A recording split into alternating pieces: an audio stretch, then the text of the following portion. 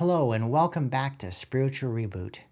My name is Elliot and I'm so glad you're here to continue this journey with me. In the first couple of episodes, I talked a lot about reading the Bible and how much it changed my life. For those of you who haven't read the Bible yet, you might be asking the same question I did. What is the best version of the Bible to get? Walk into any Christian bookstore and the number of Bibles is overwhelming. Search for Bible on Amazon, and you have an onslaught of choices, not just whether you want it to be leather or colorful, but actually different versions to choose from. But don't let that deter you from picking up a Bible. I'm going to walk you through the 4 Bibles that I own and why. There's the NKJV, the New King James Version. There's the CSB, the Christian Standard Bible. There's the ESV, the English Standard Version, and there's the NIV, the New International Version. Overwhelmed yet? Not to worry, we'll break it all down.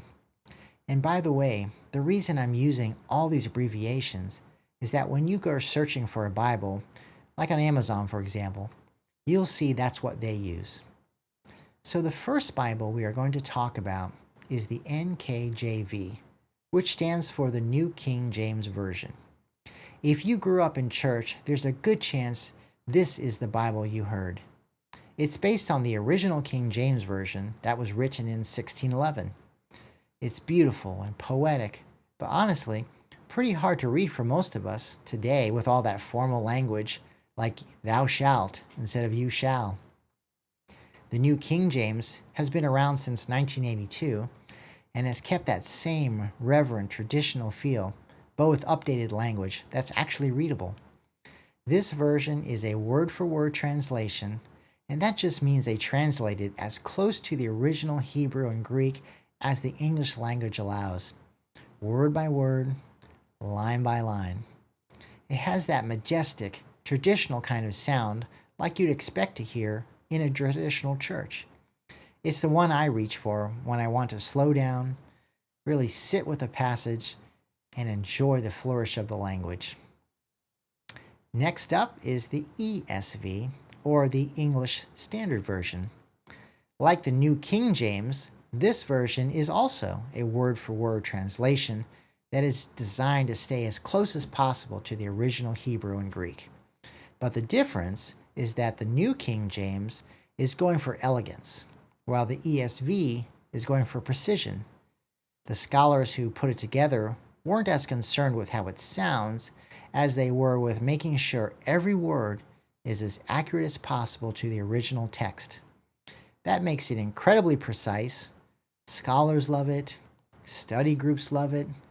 It's not always the easiest to read out loud, but if you want to know exactly what the text says, the ESV gets you as close as you're going to get without actually learning Hebrew and Greek.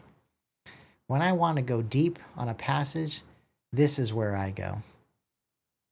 That brings us up to our third Bible, which is the CSB, or the Christian Standard Bible.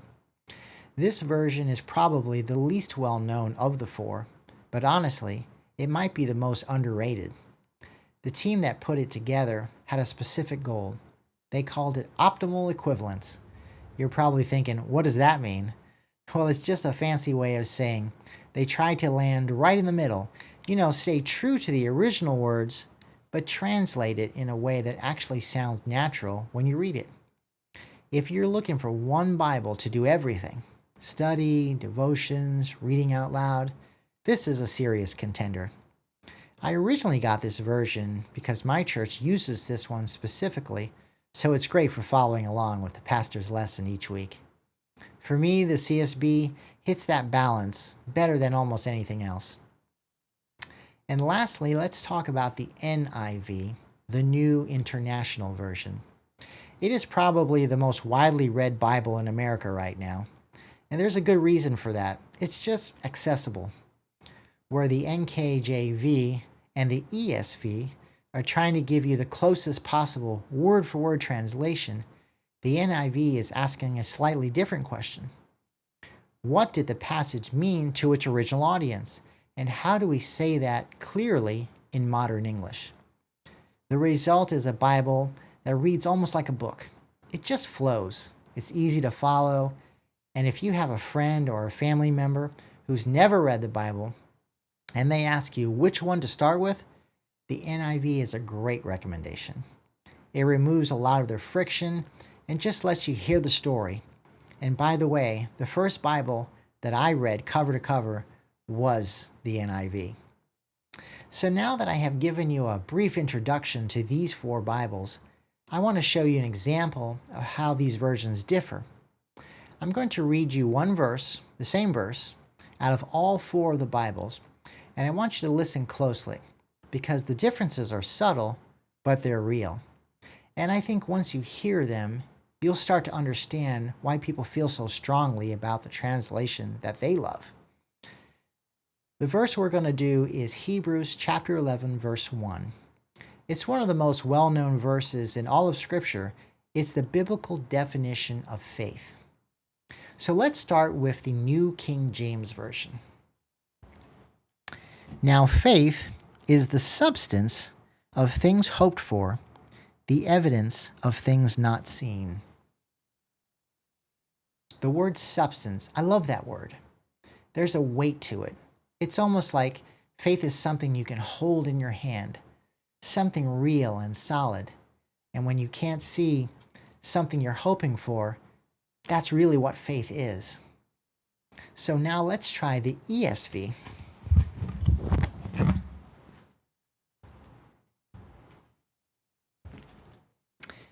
In the ESV, it says, "Now faith is the assurance of things hoped for, the conviction of things not seen."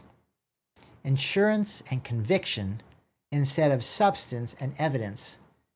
That's a little different, isn't it? Assurance feels relational, like a promise that's been made to you. And conviction, that's something that lives deep inside you. It's not just a feeling. It's something you just know. How about the CSB next?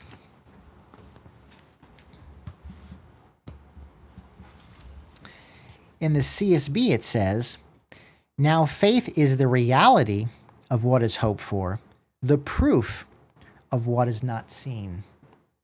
Reality and proof this time. The CSB is almost pushing back a little, like it's saying, faith is not wishful thinking. It's not just optimism. It's actually real. There's something almost bold about that word, reality. And finally, let's take a look at the NIV and see what it says.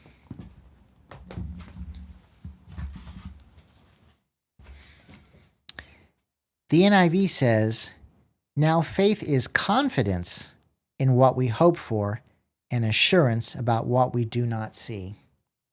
Confidence. That one lands differently for me. Confident feels personal. It lives inside of you. It's not just a theological concept. It's something you walk around with every day. So look at what just happened there. We've got 4 translations, 1 verse, and the first word they each use to describe faith is substance, assurance, reality, and confidence. None of them are wrong. They're all reaching for the same truth. They're just coming at it from a slightly different angle. And depending on where you are in your life, what you're walking through, what you need to hear, one of those words might hit differently than the others. That's actually one of the things I love about owning more than one Bible. Because sometimes I'll read a passage in one translation and it'll land a certain way. And then I'll flip to another one and something new opens up, something deeper, like an understanding kind of comes to light. So if you have been putting off getting a Bible because you didn't know which one to choose, here's the simplest advice I can give you. Start with the NIV if you've never read the Bible before. It'll feel the most natural, and you won't get bogged down in language that feels foreign. If you want to study and go deep, pick up the ESV. If you want that traditional, reverent feel, the one that sounds churchy, go with the New King James Version. And if you want something right in the middle, accurate but readable, give the CSB a try. I think it'll surprise you.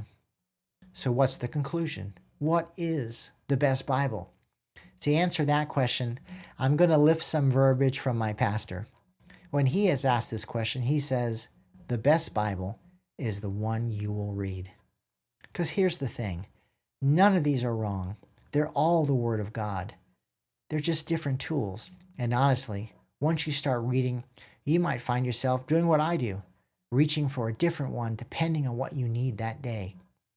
I'd love to hear from you in the comments. Which translation do you use and why? There's no wrong answer.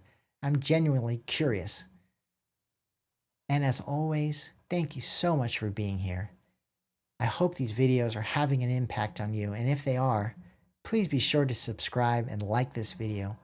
I love you, God bless you, and I'll see you as our journey continues.